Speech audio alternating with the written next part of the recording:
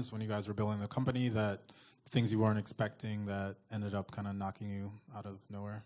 Yeah, there were there were a bunch. Number one was we had like serious technical challenges as we started to scale.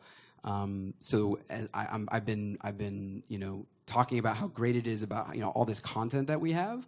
But it's also very rare for a company to have as much content that we have, which means that it's very rare to run an e-commerce platform that has, we have almost 5 billion purchasable SKUs today on the site, and which means we have basically 5 billion unique permutations and almost that many images on the site. And we had to figure out like how to build a platform that would support all of that. Huge scaling challenge, and it was a scaling challenge that we faced very early. Usually, it would be much later in a company's life cycle that you would have those sort of challenges. The second thing was the supply side. So we built the company to our benefit on a new technology, which was this print-on-demand technology that allowed us to make everything to order. But that was a very nascent space, and like all about this. So there were times when we were at peak, like in the holidays, like now.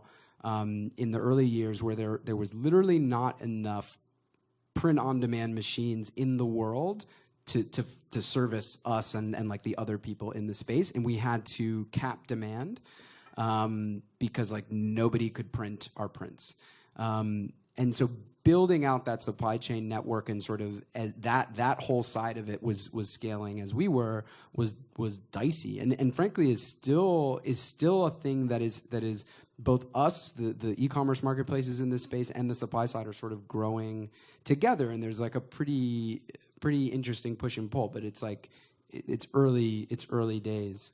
And then the third thing I would say that was challenging is once we got pretty big, people started stealing art off the platform, and they started uploading it to Amazon. And this is the sort of thing you never think about. Like you never consider this when you're like dreaming up what your great like artist empowered company is going to be. And it was horrible. I mean, it was horrible for our artist community to see their work literally stolen and then profited on by somebody else. And we felt a real responsibility to them as the stewards of their art, and we, like I said, we put so much effort into being a real partner to them, not just a platform for them, that we had to really get in front of that. And so again, that was really what ultimately became a technical challenge to solve, which now we've done that. We're sort of over that hump, but yeah. Are there ways that you could have scaled the company that you actively decided, you know what, this is not who we are, this is not the right path for us? Whether it's talking about operations stuff, you could have built your own production facility when you got to a point where you didn't have enough printing, because I think a lot of the attitude a lot of times is let's just go bigger, let's go bigger. Do you have any thoughts on that? Definitely. Look, I think that the one of the differences about TeePublic is we didn't ideate on TeePublic and then decide not to raise venture. We decided not to raise venture and then came up with TeePublic as a result of what would be a good business that you don't have to raise venture for, which I think is probably a better way to do it. And if you're thinking about not raising venture and you're in a really early stage, I would encourage you to use that frame of thinking as opposed to like, how do I fit this business, this square peg into that round hole? We said, well, a really good non-venture business would be one where there's no cash tied in inventory, which we had with Busted Tees, and there's almost no paid acquisition. So it's like all free customer acquisition.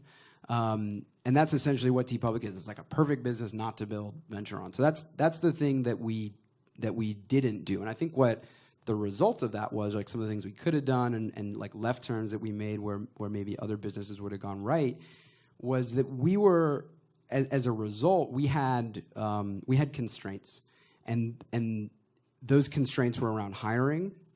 They were definitely around operations, both internally and production. Those constraints were around marketing, how we acquired customers. And I think that those constraints forced us to be extremely disciplined and extremely focused. And we had to figure out what really worked.